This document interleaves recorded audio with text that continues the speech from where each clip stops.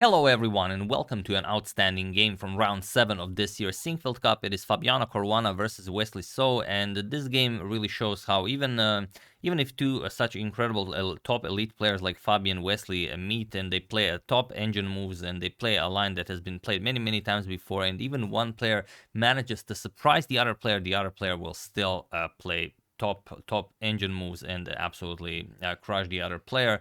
It's a 25 move miniature. You guys will love this, especially if you play the Nimzo or if you love playing against the Nimzo. So let's dive straight into it, and then we are going to discuss how this and if it affects the standings and the chances of qualifying for the next FIDE candidates tournament. Not for Fabi, but basically now it's between Wesley and Lennart Dominguez Perez and maybe some others if they manage to play better. So let's dive straight into it. Fabiano Caruana has the white pieces and he opens with pawn to d4. We have knight to f6, c4, e6, and as advertised, the Nimzo-Indian defense, knight to c3 and bishop to b4. We have e3, queen to c2 and e3 are the main lines, and elite players will usually go for one of the two. Very rarely will they go for some sort of a sideline. Like you will see it if maybe, I don't know, Jordan loves to play. I've seen him play a lot of a3, but yeah, queen to c and e3 for classical chess, I believe, is what the top players go for. So e3 and pawn to c5. Wesley also goes for the main move. Bishop to d3 is the main move here. Knight to e2 by Fabi. We have pawn to d5 and now pawn to a3. Asking the always unpleasant question, what do you do with the bishop? Do you capture or do you go back? Wesley goes back and now d captures on c5. We have d captures on c4 and bishop to d2. Again, all been played before. Knight b to d7 and now knight to g3. Preparing to develop the bishop. You want to capture on c4, castle kingside, and the game continues. And usually how this will play out, as it has been reached before, is knight captures on c5, where black gets access to b3 and d3, but of course white captures on c4. b4 now becomes a threat. Black will go back, and now both players will castle, and then maybe something like b4, and then the knight moves, and the game continues. All been seen before. But Wesley goes for pawn to b6. He doesn't capture on c5. He actually offers a pawn, and maybe even more. And the point is that if you capture here, Wesley wants to play bishop to a6, and now let's say you capture here, rook captures on a7. Okay, white is up material, but these two bishops will be incredibly unpleasant. Now the pawn is defended. You don't have bishop captures on c4. You have to develop via d2 square, and then the knight will get access to b3 and d3 squares. So maybe not something you want to allow. But after this b6 move, Fabi plays queen to f3. He goes after the rook here, and it is the top engine refutation of pawn to b6. Maybe refutation is a bit of a strong word, as this is all still within drawish territory, but you have to know exactly what you are doing. And now it seems like bishop to a6 is a great move, because now the queen defends the rook and also the bishop defends the pawn here. But now pawn to b4 is incredibly strong, as it traps the bishop on a5, and c captures on b3 en passant is not possible due to bishop captures on a6, as the bishop on a6 is undefended. So after queen to f3, rook to b8 by Wesley, and now pawn to c6. Fabi creates a passed pawn here. Knight to e5 attacks the queen and also gets ready to pick up the pawn on c6. Queen to f4, and now, well, you could go for knight captures and then give up the c4 pawn. Wesley goes for bishop captures on c3 first. And it seems that this move is asking a bit too much from the position, because now Fabi plays bishop captures on c3, is threatening to win the knight here. Knight captures on c6, but now Fabi doesn't capture on c4. He goes rook to d1, puts pressure on the queen. His queen already guards the c7 square, so you can't go there. You have to go to e7 or play this weird looking bishop d7 move, but that's not really something you want to do. So queen to e7, and now bishop captures on c4. And it seems like Wesley's position is perfectly fine. Okay, the rook is looking a little bit weird here because it's attacked by the queen and the knight defends it.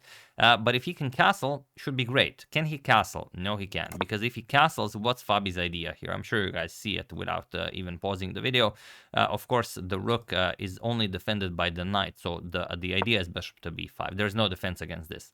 Point being that after, let's say, bishop to b7, now, okay, the rooks are connected and defending each other. You simply capture here and play bishop b4. You skewer the queen, and that's all there is to it.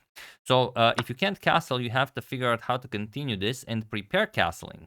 So what can you do here?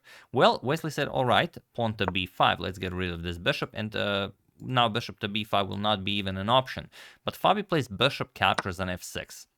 attacks the queen. And now, problem is, if you play g captures, which already looks very ugly, there's this knight to e4 move, going after d6 check, and knight captures an f6 check, and there's just no good move here. To give you a short example, if you capture the bishop, knight captures with check, the king cannot go to the d file, have to go to f6, and now this will be just mate in one, and that's all there is. So after bishop captures on f6, Wesley has to recapture with the queen. So queen captures on f6 was played, and now Fabi plays queen to d6, not allowing castles while attacking the knight on c6. And what can Wesley do here? Well, not much. Capturing the bishop here is not all that impressive because queen captures on c6, and now, well, you're never castling. You're not going to survive this, and well, there's just not all that much. You can't go here. If you go here, then queen to d6 check will win the rook. Dead lost.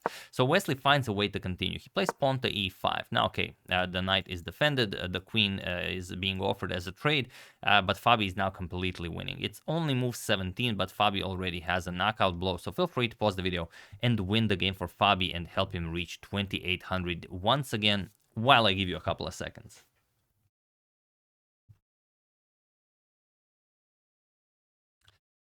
So for those of you who were able to do it, congratulations on always looking for ways to harass your opponent's king and deny him castling privileges. And for those of you who just want to enjoy the show, it is bishop captures on f7. Yes, we will even do it in slow motion because it's very nice.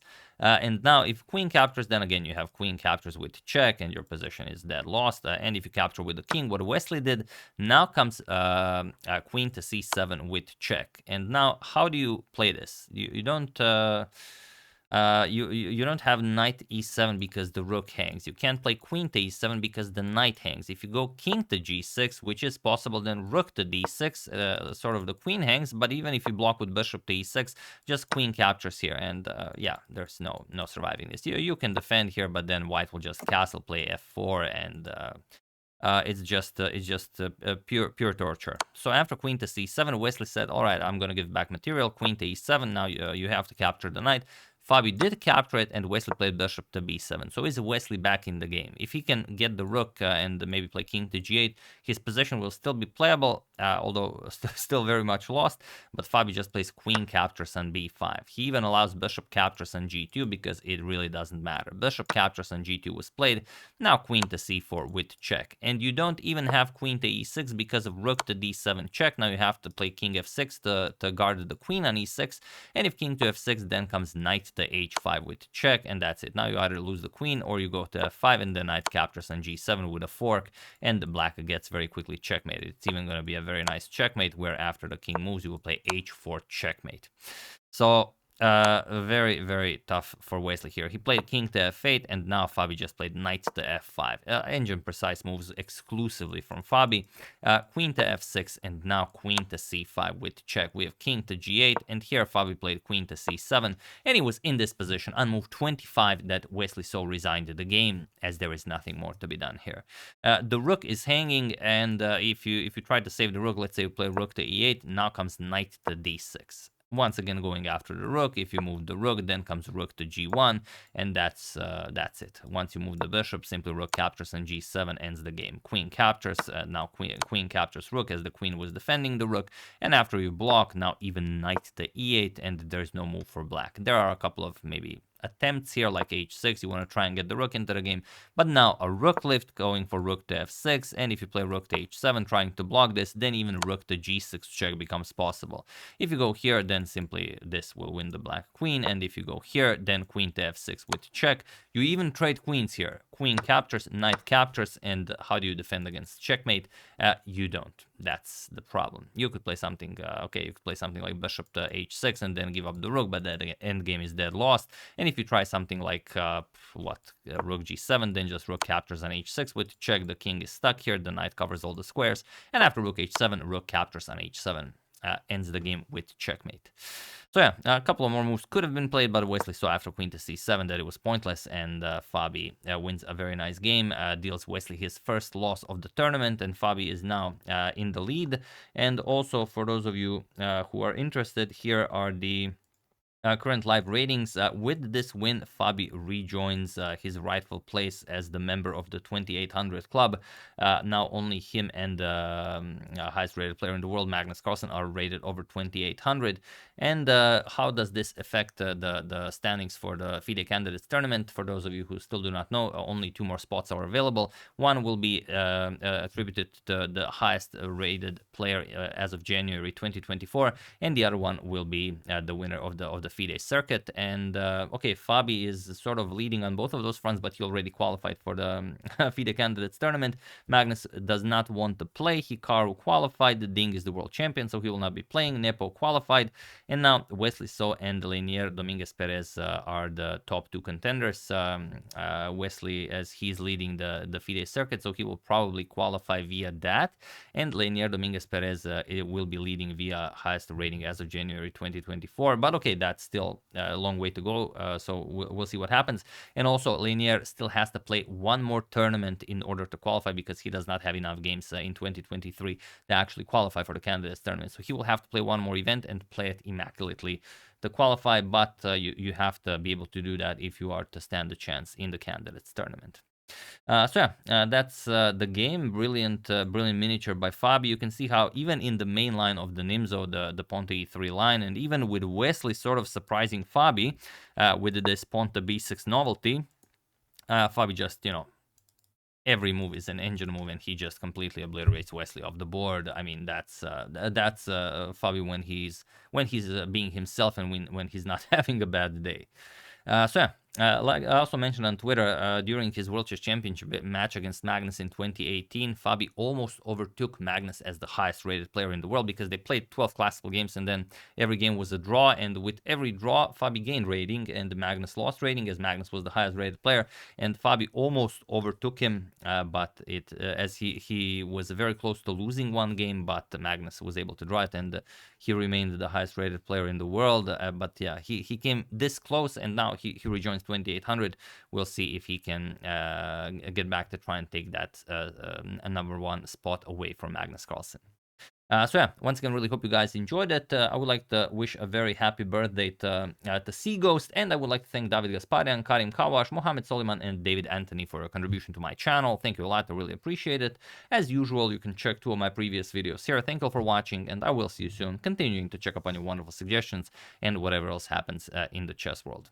So thank you all, I will see you soon, and have an excellent rest of your day. And also today at 9 p.m. Central European Time, I will be publishing a game I played of rapid chess, as I am completely sleep deprived today. I'm awake since 3 a.m. in the morning, and you will see how that can affect your chess in the weirdest way possible. See you soon.